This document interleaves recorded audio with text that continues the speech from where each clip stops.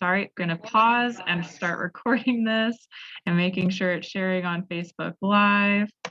All those steps we need to do. So our organization, we are bringing together farmers and eaters to solve problems in the food and farm system. We have been able to connect with Gavi and her team at Zumwalt. We've done farm tours with legislators, and they have helped us at our Food and Farm Week of Action last year. Hope you guys make a repeat appearance this year. So some really good relationships have been built there. And we're coming together, with Gavi and everyone across the state that we can to celebrate soil health and to honor and celebrate and protect one of the most valuable natural resources that helps ensure that we can keep continuing to feed our communities and that agriculture can be an economic driver for the state for generations to come. So for those that weren't with us at 10 o'clock, I did give a very quick update on where the Soil Health Week resolution is. If you were not aware, our Soil Health Caucus did introduce a resolution this year that dedicates this week as Soil Health Week and dedicated Wednesday as Soil Health Day. So that resolution was adopted in the Senate yesterday, which is awesome news. Really great to hear that. And so what that means is, since it is a joint resolution, it is making its way to the House right now, and it's going to be heard in the House Agriculture Committee on Tuesday. So if you have not taken action yet, I dropped our action alert in the chat, and it's just a few clicks and you can nudge your representative to co-sponsor the Soil Health Week resolution. And for those that weren't here and didn't know, this resolution is farmer-led, farmer-driven, farmer-drafted. So thank you to all of these people on the list, farmers, advocates that came together to create the language for Soil Health Week and help to plan the event that we are all enjoying this week. So big shout out to everyone on this list, ranging from, the very northern parts of Illinois down to the very southern parts of Illinois. We have a lot of folks around the state. Okay, so our next step here is to introduce Gavi, and I will let you start to share your screen, and I'll just give you a little introduction while you are doing that, Gavi. So she is the co-founder of Zumwalt Acres, which is a regenerative agriculture community located in Sheldon, Illinois. And her sister, Remy, are sixth-generation farmers in the Zumwalt family, and alongside their father, JR, and a cohort of young people committed to sustainable food systems, they are transitioning their family farm in Sheldon from conventional to regenerative agriculture. And we are going to learn about some of the ways she is doing that today with her rock weathering trials and what she's studying in school. She's going to talk about biochar a little bit, and I'm really excited. So I'm going to pass over the mic to you and stop talking. Welcome, Gavi. All right, thank you so much, Liz. I'm so excited to be here with everyone. And yep, my name is Gavi. I'm a co-founder of Zumwalt Acres, and I'm excited to share with you about who we are and what we're doing. So I'm going to be focusing on carbon in the Corn Belt and specifically rock weathering, as well as some other carbon capture strategies that we're implementing. To give you a bit of an overview, I'll tell you who we are at Zumwalt Acres, our collaboration with the Yale Center for Natural Carbon Capture, give a bit of an overview on biochar, on basalt and enhanced rock weathering, and then some ways that you all can get involved. So we're located in Sheldon, Illinois. You can see we're in northeast central Illinois. We manage about 20 acres of farmland, implementing agroforestry, horticulture, native restoration, and field trials on about 20 acres. And we also work with neighboring farmers to implement field trials on hundreds of acres of land in the region. My family has stewarded this land for 6 generations, and I began this project in August 2020, transitioning it into a regenerative farm. It's located on unceded homelands of Kickapoo, Peoria, Miami, Osethi, Sakowin peoples.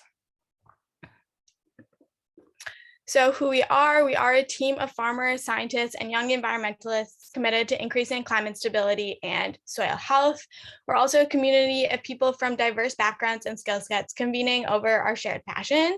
And you can see on the right is our leadership team made up of people working on the apprenticeship program, the farm management side, crop planning, research, all different aspects of our farm and organization.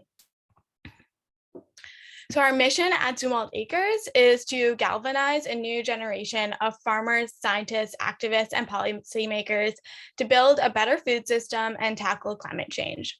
Our work is grounded in regenerative farming practices, education, and scientific research, and is guided by community care and Jewish values. Our work is largely split into three main categories: farming and land care, which includes growing produce to feed apprentices and the local community, donating and selling produce throughout Illinois, including local food pantries, food sovereignty organizations in Chicago, as well as selling through Down at the Farms, a regional food cooperative run by Marty and Will Travis at Spence Farm. We also implement agroforestry, working with the Savannah Institute, which is a regional nonprofit committed to advancing agroforestry in the Midwest. And we explore a wide range of methods of increasing soil health and biodiversity, and take analytical approaches to monitoring those changes. That takes me to our research. So our two main categories of research fall under reducing climate change and producing nutritious food. And within our research, something that's really important to us is building coalitions between farmers, scientists, and policymakers, engaging with civic science and making sure that everybody's voices are included in these groundbreaking technologies that can make a huge difference in both producing nutritious food and capturing carbon dioxide in order to mitigate the worst effects of climate change. The last pillar of our organization is community. We do education through our apprenticeship program. Each season, 6 to 10 young people ages 18 to 27 come to live and work on our farm, building an intentional living community, stewarding the land, and learning about the research and work that we do, as well as engaging with the social historical dimensions of agriculture, situating ourselves in our current local context and the broader narrative around regenerative agriculture and environmentalism. We also conduct outreach. We work with local community partners and partners in Chicago and across the country to share about what we're doing and learn from others. Judaism and spirituality is also a key tenet of our organization and of our community. We welcome people of all backgrounds and are grounded in Jewish land stewardship practices, both in the way that we take care of the land and how we take care of our community. A key partnership is with the Yale Center for Natural Carbon Capture. I'm currently a student at Yale. I'm studying Earth and Planetary Sciences as well as mechanical engineering, and I work with the Yale Center for Natural Carbon Capture, which was just established this year with the mission to develop natural solutions for carbon capture. And with generous grant funding, we're able to rapidly deploy carbon negative farming techniques at no operating cost to participating growers. We're working with and for farmers and land stewards so that together we can create a carbon negative and resilient food system. Some of our key partners are on the right. We have field researchers working on the ground at Zumwalt Acres to take soil samples, as well as people working in the lab to analyze those samples, as well as a team of researchers who are all looking at the differing impacts of this technique that I'll go on to describe, known as rock weathering, from modeling and implementation perspectives, so that we can really quantify the carbon capture and soil health impacts of this technology and go on to deploy it at a really vast scale in a way that works for farmers. So I'll start by describing biochar, which is a little bit less of our focus, but still a really exciting part of what we do. So biochar is really just a way of burning organic material. We use wood, and that's generally the best material to use, in a controlled way such that the carbon is stored in a solid form for thousands of years, as opposed to decaying naturally within a few years or maybe a decade. So in our region, there's lots of woodland area, and there are many trees that have either been cut down or are naturally died and would decay and ultimately release all of that carbon that is stored in their biomass, in their woody material, into the atmosphere. Instead, we can on site burn that material to create what is called biochar. And it's really just a special type of charcoal, like I'm sure you are all familiar with, that can be used as a soil amendment to increase soil health, soil nutrients. It can store little microbes in the porous material as well as water, increase with water management strategies. So there are a wide array of uses for biochar, and it's a really exciting and hands-on process that we can do on the farm in a variety of ways. Our research is specifically funded by a SARE, Sustainable Agriculture Research and Education, USDA Farmer Rancher grant, in order to investigate pairing agroforestry with biochar. So we're really interested in creating a closed loop system, knowing that going forward, as our trees develop, we'll have woody products, tree prunings, etc., that can be used to then create biochar, which can then be used to help with tree health when planted with the tree. So we had 18 trees of hazelnut, persimmon, apple, and pear, which were chosen based on trees that we wanted to have in our food forest.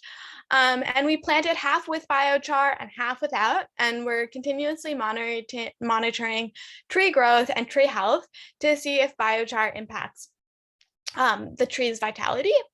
And we're also evaluating the quality of the biochar. So we have some partners through the USDA and at Yale and through GeoMark, a research institute, where we can send our biochar samples, and they give us information on the carbon and nitrogen and different key factors that determines whether our biochar is high quality or not, and the extent to which it's capturing carbon in the way that we want it to. So far, we've seen that our biochar is usually 80% solid carbon. So that's a really good indicator that we are capturing carbon in the way that we want to, and that it'll provide benefits when used in planting. So we're still investigating different types of biochar kilns. So here you can see a different type designed by Paul Anderson in Illinois. It's called a rock kiln. And so we're looking at how can we bake biochar in an effective way and integrate it into a heating system as well, so that we can actually capture the heat that we're producing from this fire and use it to heat a greenhouse or heat a home, for example, or heat water. So that's something that we're really working on this spring and going forward. We're also continuing to monitor our tree growth. We just planted our trees last spring, so it's a little bit soon to really make any conclusive arguments about how biochar is impacting them. And throughout it all, we're going to continue expanding the amount that we're able to produce biochar, as well as how much we share through education and outreach, teaching other people about what it means to create biochar and how you might be able to implement it on your own farm or garden or urban setting. All right, so switching a little bit into enhanced weathering. So enhanced weathering is the process of breaking down rocks in the presence of water and atmospheric carbon dioxide. So in this image, you can see the calcium silicate is the actual rock, and you can use a lot of different types of feedstocks of a lot of different types of rocks, and mostly we focus on basalt because that's what is accessible in our region. And calcium and silicate are two main components of that. It reacts with CO2 from the atmosphere and water, and in the process breaks down into its component ions and eventually into bicarbonate, or HCO3 minus. That is then transported through the waterways and eventually into the ocean, where it can combat ocean acidification and rebuild coral reefs. So there are numerous co-benefits to this process. In addition to the carbon capture benefits, it increases soil health by improving pH. It's very similar to the practice of liming, which many farmers in the region are familiar with, applying agricultural lime every few years to your fields in order to neutralize that pH, get it back to the range where you want it to go. So basalt will do the same thing. It can also be implemented using the same machinery as farmers typically use to spread their lime. And because it has a full array of minerals, it offers a whole bunch of other benefits for soil and plant health, and has overall been shown to increase crop yields. As well, there are very few risks associated with the process, and downstream continues to offer benefits, as I mentioned, increasing ocean alkalinity, so reducing the impacts of nitrogen fertilizers leading to things like algal blooms and deteriorating our reefs. So again, it's a really simple switch that we can make from limestone to basalt. So you can see the two reactions here. But so the difference really just comes in when we're creating carbon bicarbonate. Instead of taking a molecule of carbon from the calcium carbonate and a molecule of carbon from the atmosphere in the limestone situation, we take all of the carbon from the atmosphere. So we can have double the carbon capture rate as limestone could have. And once we create that bicarbonate, it's stable for 10,000 years or more. So basically a permanent carbon sink. This is really critical when thinking about agricultural carbon capture, because a lot of the dialogue is often around organic carbon, which is super important as well, especially for soil health. But in terms of reducing climate change, it's really easy to reverse the process of storing that organic carbon and re-emit it as atmospheric carbon dioxide. In this situation, however, that carbon bicarbonate will never be re-emitted as a carbon source in most situations. That said, let's see. Oh, yeah. There are certain situations in which, depending on the pH, the calcium, the reaction can actually go in the reverse direction. And that's especially true in the case of limestone, which is why it's really important to switch into basalt, which is just a different type of rock that offers all the same or more benefits to farmers. So here are some images of our field trials to give you a sense of what our field research looks like. Yeah, so first I'll actually give you an overview of our research goals. So we're looking to verify and tune physiochemical models used to estimate the potential for regional and global, national and global levels of carbon sequestration. So what that means is that scientists have created models that look at projections and say, given all these variables using this type of basalt, this type of farmland, this type of crop, we can assume that we'll capture X amount of carbon dioxide. Now what we want to do is to actually implement that and look at how true those models hold up in the field setting, because of course there are an array of variables that we can't accurately account for in just hypothetical models.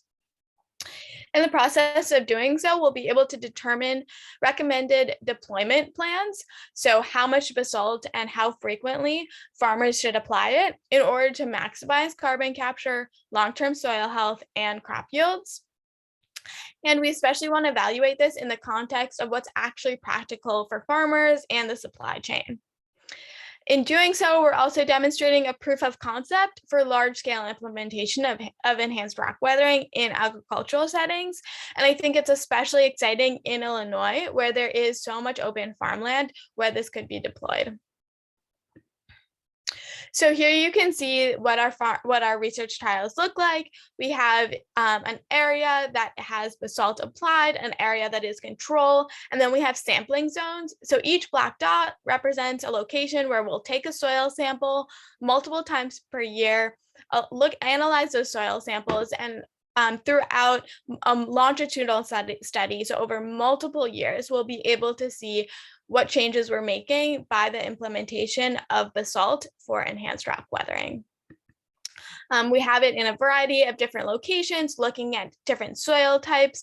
So you can see each soil type is represented by a control and a test plot so that we know that we can control for those confounding variables.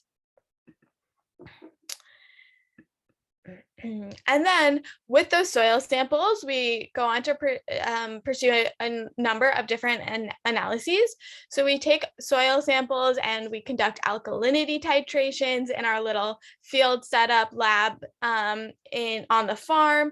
We also send them to the lab here at Yale, where we do things like analyzing the organic carbon content, the inorganic carbon content, the presence of different minerals.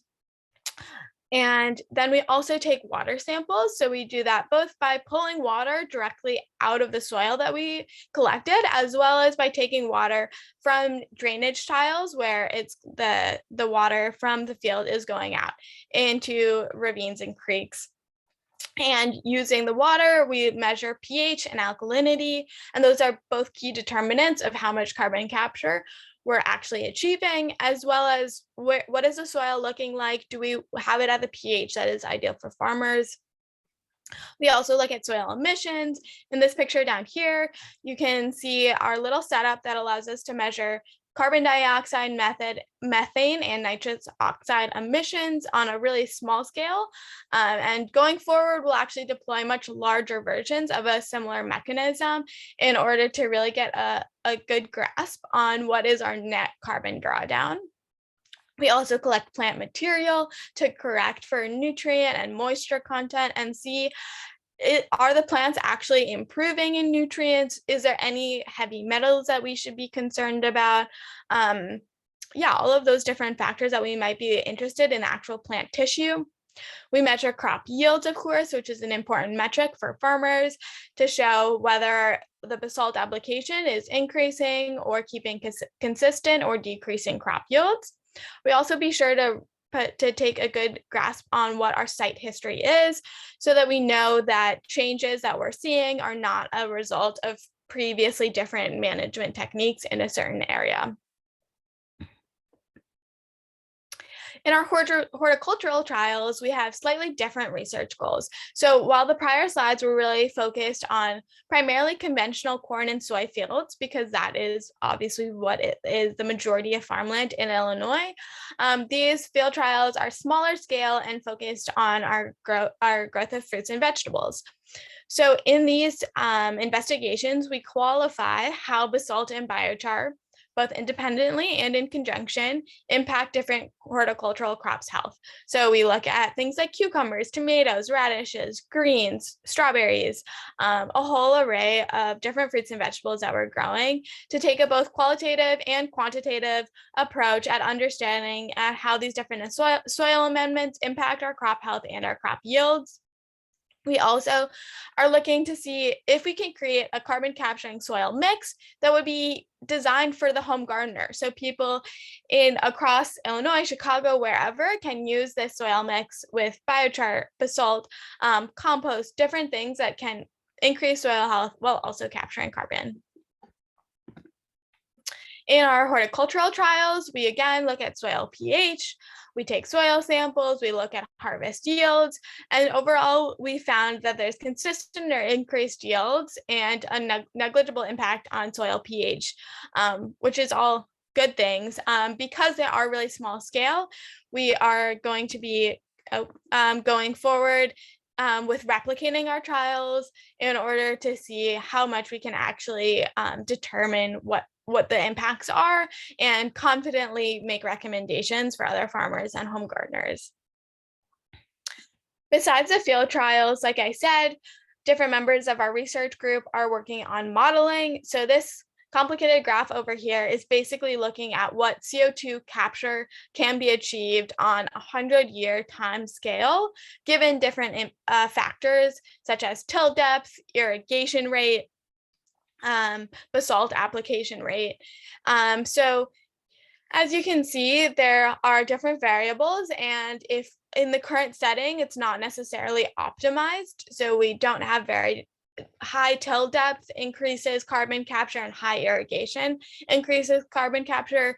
But even in the current management techniques, we could be capturing hundreds of thousands of tons of CO2 on only our initial trial plots. So we're looking at both CO2 capture and change in pH, given all of these different variables, using what is called a reactive transport model. And given these models, we're looking at gigatons of CO2 capture if we scale this technique across millions of acres of farmland. I think there's like 900 some millions of acres of farmland. So at the scale that we could talk about only in the US and globally, we could really be making a huge impact on our global carbon budget. And that's really necessary right now. We know that reducing our emissions is not enough to avoid critical thresholds of warming that would have catastrophic impacts on human and ecosystem health. But this is one technology that I think is really promising and really exciting because of the wide range of co-benefits, the few risks, and the really high carbon capture potential. It's also exciting to think about this in a global context because while Illinois is a great setting for this because of the vast area of farmland that it could be deployed on, the familiarity of farmers with liming, other areas of the world, such as the tropics, where there's more moisture and warmer temperatures, we could actually achieve much more rapid carbon drawdown. So there's a lot of opportunity for different deployment strategies that can work both for farmers and for researchers in order to scale this up. So some trade-offs that we really want to be sure that we're considering, especially when scaling to potentially hundreds of thousands of acres in the next few years, is the whole life cycle emissions. So there are carbon dioxide emissions involved in mining the material, in grinding the material down to the desired particle size, in transporting, in spreading the material. So these are all factors that we want to consider. That said, right now, we're really focused on getting it on the ground and seeing what the actual impacts and potential is so that in the future, as we hopefully ideally decarbonize our transportation sector, we'll be able to do this at the scale that the problem demands. In addition, we are entirely using waste products. So we're not mining any new material. We are only using the material, the basalt material that is already mined and would be going to landfills or degrading environments in the local context. And instead we can move it to our farmland and use it for a really positive purpose. So we're repurposing previously landfill material. Cost is also another important factor, of course. Limestone is much more readily available for Illinois farmers. So right now we have grant funding through carbon capture research in order to do this at no cost to farmers. But going forward, we want to make sure that that continues to be true and that it's actually advantageous to farmers to use this carbon negative technology as opposed to what they're familiar with, such as limestone. No-till versus till and irrigation are two other considerations. As I mentioned, tilling to deeper depths actually leads to higher carbon capture rates. But there are questions in terms of soil degradation, maintaining organic carbon. Of course, there are a lot of benefits to no-till practices. So just diving into that and really weighing the pros and cons given hyperlocal contexts. And irrigation, higher water flow rates leads to more carbon capture, but that's not necessarily what you want or have access to on your farmland. So as I've already touched on, there are numerous co-benefits, including nutrient release that's good for your plants, neutralizing the pH, decreasing nitrite and N2O emissions, which is a really big problem, especially in conventional farmland where there's often excess nitrogen fertilizer leading to N2O emissions, which is one of the most potent greenhouse gases. And then downstream, we're able to reduce ocean acidification and rebuild coral health. So there's actually a lot of benefits for the water ecosystem and not only the terrestrial ecosystem. In terms of yield, we've seen really promising results in our initial field studies. So in these graphs, you can see we looked at alfalfa hay, oat straw, oats, and corn, and we saw increased yields across the board. Especially in our oat field, we saw really staggering, almost 50% increase in yields given the highest application rate of basalt. And you can see in the picture down right, we were out there in the field weighing the hay bales as they came off the field, and then we used weigh wagons to measure our oat seed and corn. So going forward, this is a really new area of research. There are so many questions that are still to be tackled in the area of carbon capture, co-benefits, and risks. So we're continuing to investigate all of those different things on our farm in Illinois, on farms across the country, in the lab, and through hypothetical models and simulations. So we work with a variety of partners, including local Sheldon farmers, community organizations, the Illinois Stewardship Alliance, of course, farmers throughout Illinois that are deploying basalt this year, farmers that are planning to deploy it in future years, setting that up now, different universities, the Delta Institute, Savannah Institute, and Jewish Farmer Network are all really key partners for us at Zumwalt Acres, as well as the Lumpkin Family Foundation, and more. And we're really excited to connect with you all. If you are interested in joining the forefront of climate change research and you're a farmer or landowner or know somebody who is and is interested in applying basalt in your fields, please reach out. As I said, through the Yale Center for Natural Carbon Capture, we have funding available so that we can implement this technology on farmland across the country at no cost to growers. It's a really simple process. We'll make sure to walk you through it and really want to learn from you, hear your feedback, and make sure that the process is as smooth as effective for farmers as possible. If you're in the region, we're in Sheldon, Illinois, as I said, and want to connect, we're always excited to form those connections, welcome you to the farm when possible. If you know someone aged 18 to 27 who's interested in a farming apprenticeship, we offer apprenticeships in the fall, spring, and summer seasons. Unfortunately, our summer application cycle just ended, but totally feel free to reach out. And we're always excited to hear from other young farmers and environmentalists interested in this work. So if any of these things excite you, please email me at gabizw@zumwaltacres.org. Check out our website, zumwaltacres.org, and I'd love to hear from you. So that's all I have for slides. I know that's a lot of information, so I'm really excited to answer any questions that you all have. Thank you, Gavi. My head is it's full.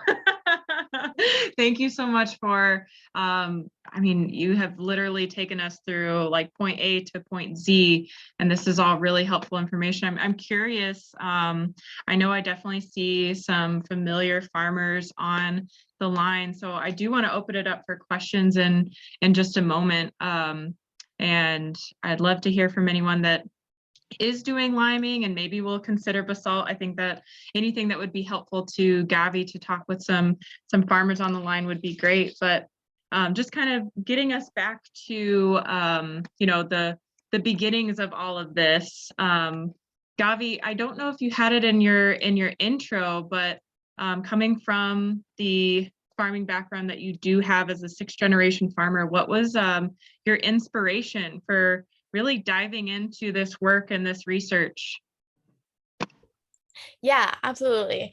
Yeah, I'd say there were a few different things that sort of led me to this spot. And one of them is being a student at Yale and being connected with researchers. I just sort of started learning. I started, in June of 2020, like in the summer of 2020, getting interested in carbon capture research, and especially in agricultural settings, because I really think that agriculture is such a key area where we could move from being a carbon emitter to being a carbon sink. And so I started learning about biochar and basalt and no-till and all of the different practices that people talk about in terms of carbon capture on farmland.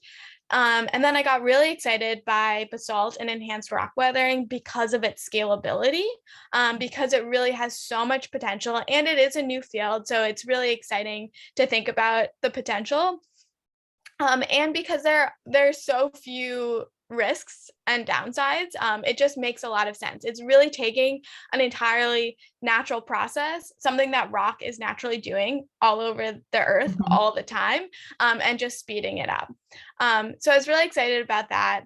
And then as I, was on the ground farming, talking with farmers in the region, like they seemed into it. It made sense to them. Like it's something that they're familiar with. So I like how it bridges. It's a mechanism of really connecting farmers on the ground, scientists who maybe are not connected to farmland and don't really understand what the challenges are in terms of implementing some of the carbon capture practices that people are talking about. That's sort of where I'm coming from. That's perfect. No, thank you. Thank you. So I'm curious, biochar and basalt are kind of something meaty to kind of get into. So if I'm just starting out, where do I go first? I think Zumwalt is obviously a really good, a good first spot to kind of ask some questions, but I'm curious about like first steps, and then maybe some of the biggest lessons learned that you've had in working with this type of material on your farm. Any hurdles and how you overcame those hurdles? Yeah, totally. So in terms of first steps, I'd say the research is underdeveloped in both areas. I think it's hard to find really easily accessible materials online, I think. But for biochar, there's the Illinois Biochar Working Group, I think it's called. There are definitely more resources on biochar available. I think that's what it's called. I could find that link, but and so we got our kiln from what's called it's called a Kontiki kiln, and it's a very simple design. There's a few different, yes, thank you. There are a few different companies that produce these really simple conical shaped cones that are a really good size for like a small scale farmer or even an urban agricultural project. And so looking into those, the cost is usually around $1,000. And so if that's something that you're interested in, I'd be super happy to talk more about how we decided on the kiln, how to use the kiln. There's a bit of a learning curve involved in making biochar, but once you do it a couple of times, it's very straightforward. And it's a super fun process as well. So I'd say the first step in terms of biochar is thinking about what are your feedstock sources? So do you have wood readily available that isn't being used for other purposes? Or maybe you have other sorts of organic material. Do you have the space and capacity to actually make your own biochar? Or are you interested in getting biochar from somebody else? And what use is it for? Is it for rainwater management? Is it for garden bed soil mixes? And then once you have answers to those types of questions, there are some like clear path forwards to implementing biochar. And then in terms of rock weathering, it's a great question. I think that, reaching out to myself or other members of the Yale Center for Natural Carbon Capture, we're really the only people right now who are working with farmers to implement basalt on your farmland. Rock Dust Local is a company that we use that they sell like commercially available. If you just want like small scale, you can buy like a bag of basalt and put it on your garden beds. Yeah. Awesome. And then some hurdles. Was that the other question? Yes, I'm sorry. It was a huge loaded question, multiple questions in one. Yeah, no problem. So yeah, definitely lots of challenges that we've encountered and overcome for the most part. I'd say in terms of biochar, I think that something that feels like a bit of a hurdle to me is the scalability. Like, I think it's great on our scale because we have all this excess wood, but it's a pretty like specific context that we're situated in. If you don't have wood that would be naturally decaying, it might not make the most sense for you and your operation. And there's a lot of uncertainty still, I'd say, in what are the like actual yield increases associated with using biochar. So we've seen only consistent or increased yields using our biochar, but it's very limited data and not like it's often consistent. So it still makes sense for us because we are capturing carbon in the process, and it's could be used. We use it like in replace of purchasing things like peat and vermiculite to create the texture of our soil mixes that we want. So those are all great things. It's cost effective, and if we are able to implement it in our heating, that would be hugely beneficial, obviously, to be able to heat a greenhouse at no cost. But I'd say that we're far from like wide scale implementation of biochar. In terms of basalt, I'd say their like sourcing is a barrier, and especially the timing required. Like, you know, farming is weather dependent. We need to have the material on the ground when we want it. We need to have spreaders available to spread it, all of those things. So applying it in the fall generally makes sense when farmers are applying their fertilizers anyway. And so that does simplify things also in terms of transportation, because people can bring the material anytime throughout the summer months. And then you just need a location to store it, which can be an issue. You might need, like, in the way that people put lime down like on a corner of their field, that's what you would do in this situation as well.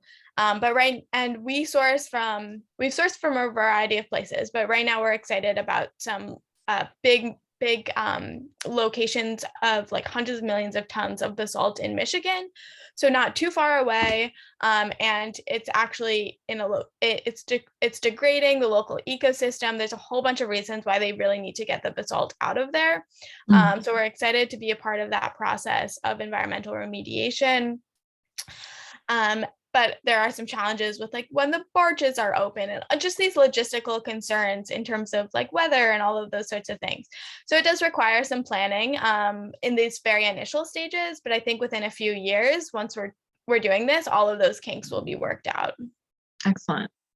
Thanks for expanding on all of those questions that I threw at you. And just to add kind of another layer of that, and I do apologize if I missed this in your presentation, but as far as like, I know this is very like breaking ground, beginning research on everything, but you know, if I'm a farmer thinking of should I apply lime or basalt, are there cost savings, or are we more thinking of, I guess, like climate benefits more than like a cost saving perspective?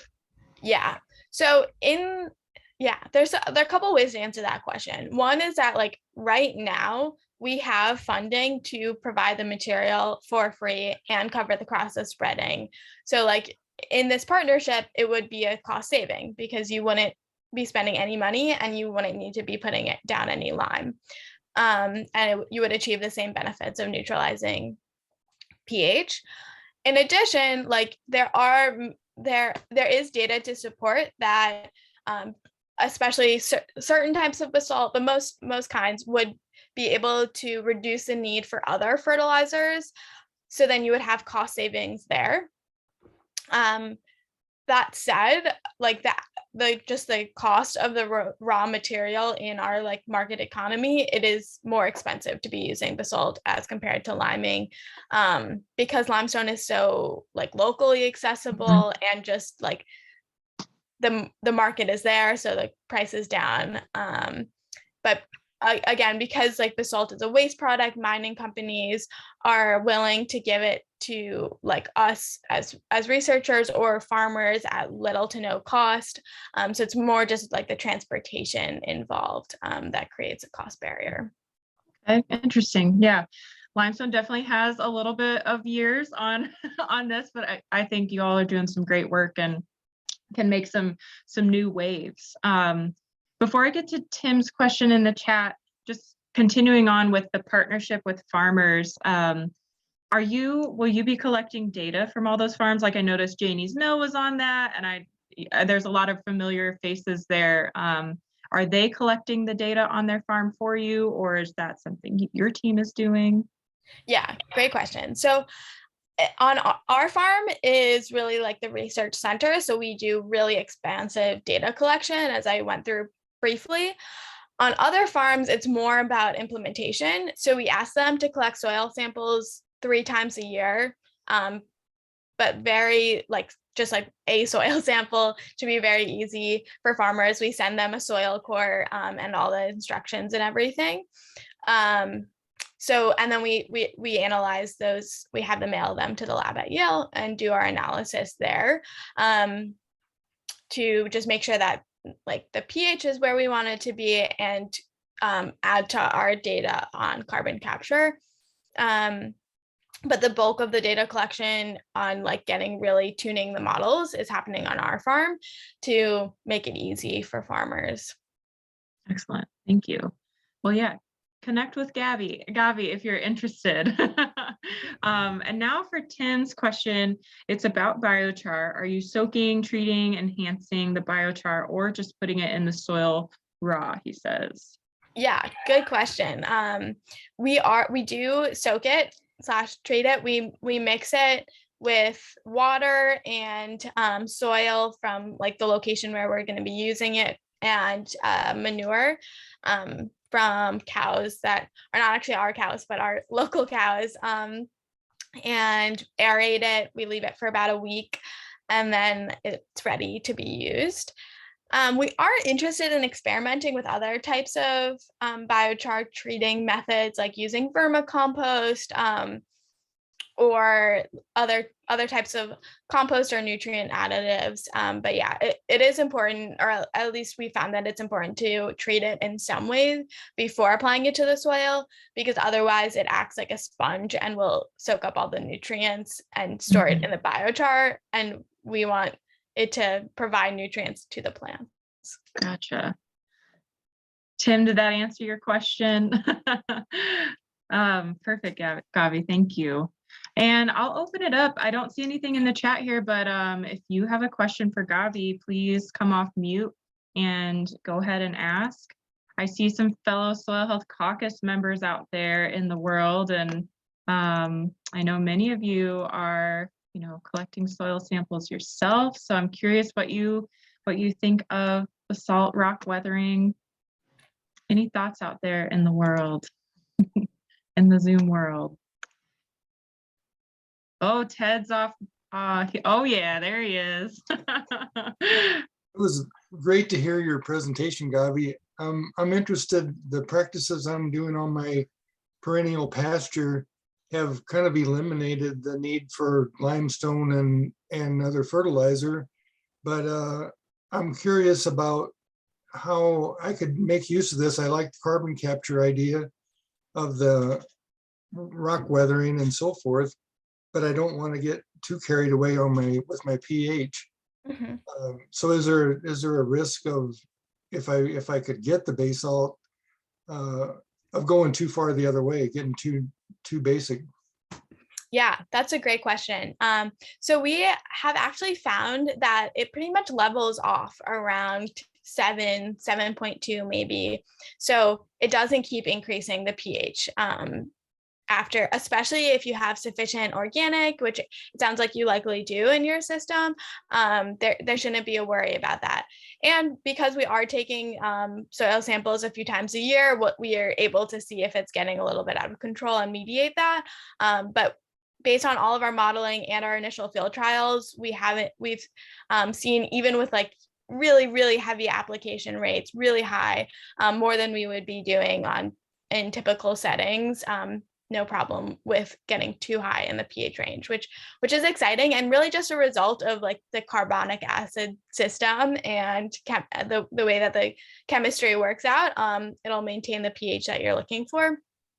And we're really excited about partnering with pasture and perennial systems as well as the conventional cropland. We're doing some pasture land on our farm as well as a few other locations.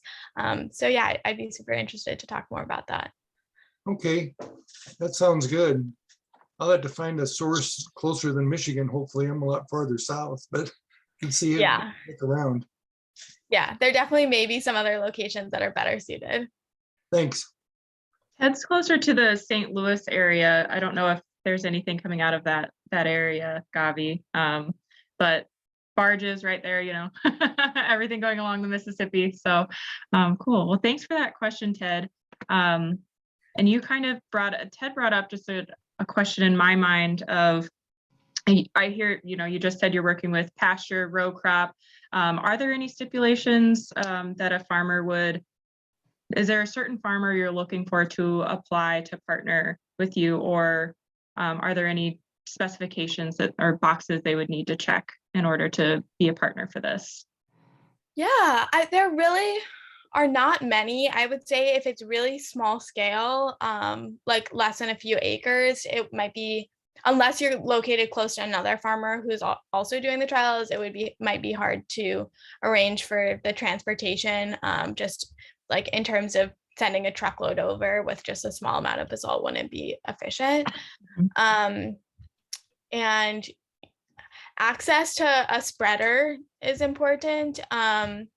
So whether that's like a lime spreader in the region is what we're most familiar with. If it's smaller scale and you like either have your own on-farm spreader or know somebody who could borrow a spreader, that also works. But those are all like details we could also help the farmer work out. I'm trying to think if there's anything else. I'd say, yeah, like right now, there's less interest in no-till farming settings because it is harder to achieve carbon capture when the basalt isn't integrated into the soil. But that's not to write off all no-till farmers. Like if you're a no-till farmer, we're super excited about basalt, like happy to talk about it. It's just like a little bit more iffy. Yeah, it'd be, I see where you would hesitate there. It would be interesting to see how it kind of stacks up if there is a way, but yeah, I definitely understand that hesitation. Great, thank you. So Tim asks, do you have more to share about micronutrients in the basalt? Yeah, so I'll preface with I'm not the geochemist on the team, so don't know a ton about the mineralogy, but we do full mineralogy workups of the basalt material so that we know what minerals are present. And we've seen that silica in particular is super helpful to disease and pest resistance in corn by increasing the silica content in the leaf matter. It has NPK, all the macronutrients that you want, as well as, yeah, it just has a really broad spectrum of minerals because it is like the most abundant bedrock on Earth. It has like a full array, as opposed to calcium carbonate, which is mostly just calcium and carbonate. Gotcha. Perfect. Well, thank you. Thank you. Another shout out to come off mute or raise your Zoom hand for any questions. If there are any other questions out there, then Gavi, I might just thank you for your time. I'm going to give folks just another second here. I think you've provided us with a lot of really interesting things to mull over, some really great opportunities to where people can partner with you, farmers can partner with you, and ways that we can support Zumwalt. So I appreciate you for taking your time out of your super busy school schedule to be here with us over the lunch hour, and for your continued partnership with the Stewardship Alliance. I hope that we get to come visit the farm again this year, that the sun will be shining and not pouring down rain on us. But, you know, we can never control Mother Nature. So we'll see what we get. But Definitely. I am going to share a evaluation in the chat. If you all want to take another evaluation to let us know what you thought about today's presentation, everything's very helpful for us to know and to plan, you know, for the future, because I hope this isn't our last Soil Health Week together. We've done enough work to get ready for years to come. So Gavi, I'm going to take the spotlight off of you, but before I do, is there anything closing statements that you'd like to give for us today? No, I think that's it. We also, so if you check out our website, zumwaltacres.org, there's a place to donate if you want to support our work, especially outside of the research and the apprenticeship education and community building aspect. That's super appreciated. And I did just drop that link in the chat. So please, if you are able to support Gavi and her team at Zumwalt Acres, www.zumwaltacres.org. All right, well, I'm going to close this out. I can't believe we're here, we're Friday, it's Friday, I can't talk anymore. It's wild, but this has been an awesome week celebrating soil health and all that it does. It builds communities, it feeds our communities, and it has the potential to give us clean water as long as we take care of it. And we've heard from speakers all over Illinois, including Gavi, on how we can think a little differently to take care of our soils and continue to feed our communities and ensure that we're thriving together. So thank you to CalCan. One more shout out to CalCan for funding Soil Health Week, thanks to their grant. Another shout out to Complete an Evaluation to help us plan for the future. And I look forward to working with all of these partners next year, our Soil Health Caucus, and more that have been chatting with me in the chat that they would like to partner on planning for the next year. So thank you all so much for your support. Thank you if this is your, what is it, your sixth or seventh Soil Health Week event that you've been attending. We are grateful for your support and for your time. All right, well, Gavi, go enjoy your Friday. Go take a well-deserved rest, and I hope to have all these recordings ready for everybody by Monday is my goal. So one more email maybe from me, and then if you would like a chance to win some t-shirts, you know what to do, fill out those evaluations, and we'll send another follow-up on Monday. Hope to have some winners sometime next week. All right. Thank you, everyone. Enjoy your weekends. Thank you.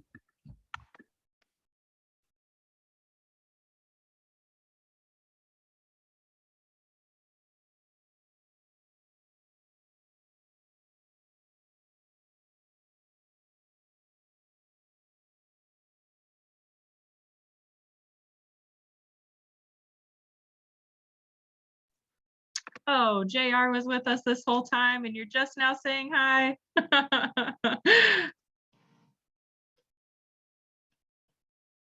All right, Liz Stelk, is there anything else we need to do?